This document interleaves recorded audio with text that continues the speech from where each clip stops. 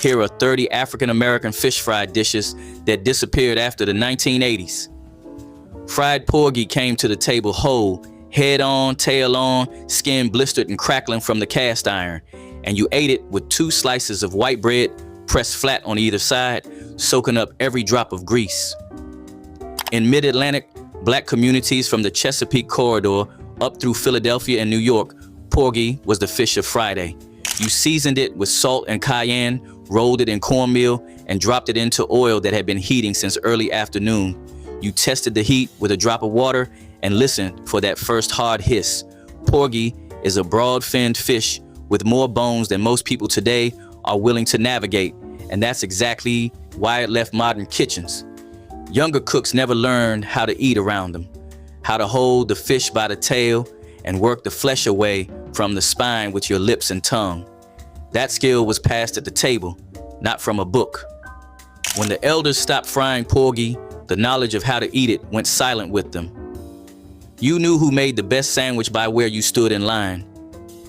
Everybody angled toward the same woman, the one who pressed the bread hard on both sides, kept a bottle of thin vinegar hot sauce in her apron pocket, and fried the whiting in small batches so nothing got soggy.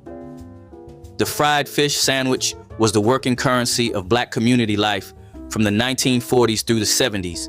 Whiting or catfish between 2 slices of white bread wrapped in wax paper handed across a folding table. Fried fish sandwiches were the cash cow of church fundraisers in that era, easy to sell at a profit for building funds or as a respectable alternative to the rent party.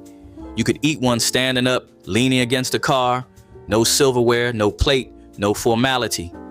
That particular version, bone and whiting, thin hot sauce, soft white bread, stopped showing up at the gatherings sometime after the 1980s.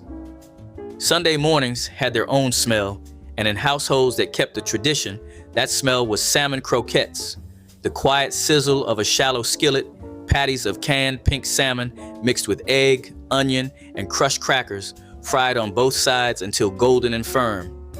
Canned salmon was an affordable pantry staple in black households from the 1940s onward, cheap enough to stretch a breakfast for 6 and rich enough to carry people through a long morning of church. Your grandmother didn't measure anything. She cracked the egg directly over the bowl, shook in the crackers by feel, added black pepper and sometimes mustard, and shaped the patties with wet palms. If they fell, apart in the pan, she told you your hands were too hot. The grits went on first, always simmering low while the croquettes fried. By the time the patties were done, the kitchen was full of steam and your plate was already half warm. Salmon croquettes with grits was the Sunday companion to the Saturday fish fry, a quieter discipline that required the same hands and the same knowledge. The women who got them right are gone. Whole bone-in fried whiting demanded something from you.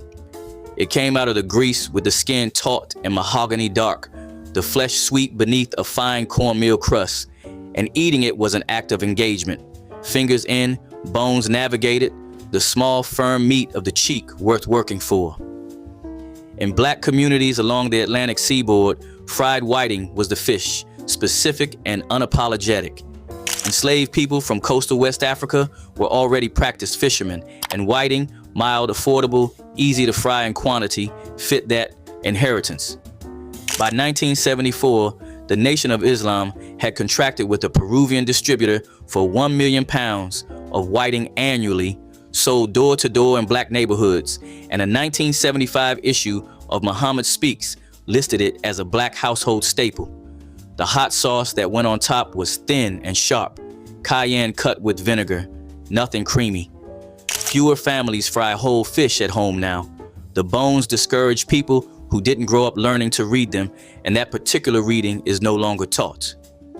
When the Great Migration sent black families north from Mississippi and Alabama, the fish fry came with them, but the fish changed. Catfish and porgy gave way to whatever the Midwest rivers offered, and what they offered was carp. Fried carp was the workhorse of the Midwest black community fish fry from the 1930s through the 60s. a coarse-fleshed freshwater fish that required brining